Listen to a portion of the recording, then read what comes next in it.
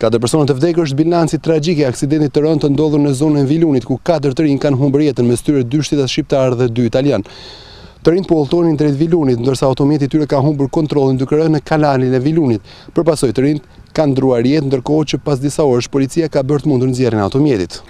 Viktimat janë Besmir Kola, 29 vjeç nga Lezhë, Artemisa Peraj, 24 vjeç po nga Lezhë,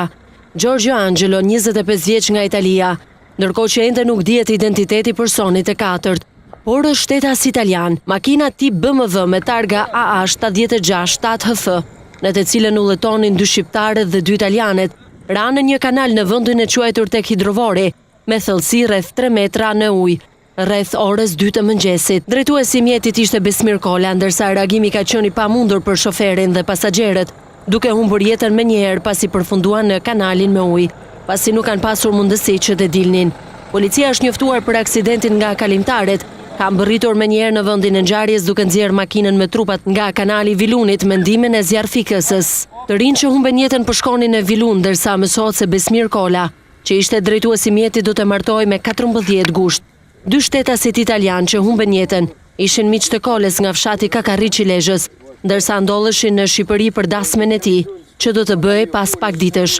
Viktimat u transportuan për në morgun e spitalit rajonal Shkodër, ku po punohet edhe për identifikimin e personit të katërt që ka humbur jetën. Policia e Shkodrës sqaroi se segmenti rrugor ku ka ndodhur aksidenti është një rrugë e pashtruar dhe ky segment rrugor nuk është i pajisur me sinjalistikën e nevojshme rrugore, i pa ndriçuar, i pa asfaltuar dhe i pa mbrojtur. Segmenti është në ndërtim me sipër dhe në pjesën ku ka dalë mjeti nga rruga përfundon asfalti dhe pastaj fillon një kthes prej 90 gradësh përgjatë kolektorit të hidrovorit, ku në këtë pjesë rruga është e pashtruar dhe kjo kthes është mbushur me materiale inerte. Domethënë është edhe terreni i paqëndrueshëm. Nga kqyrja e vendit të ngjarjes rezulton gjithashtu se ky segment rrugor nuk është i pajisur me sinjalistikën e nevojshme rrugore, i pa ndriçuar, i pa asfaltuar dhe i pa mbrojtur për pjesën më të rrezikshme të kthesës, për të njoftuar përdoruesit e rrugës për vijueshmërinë e këtij segmenti. Nga kqyrja e mjetit me të cilin po udhëtonin viktimat e këtij aksidenti, rezulton se gomat e pasmet e mjetit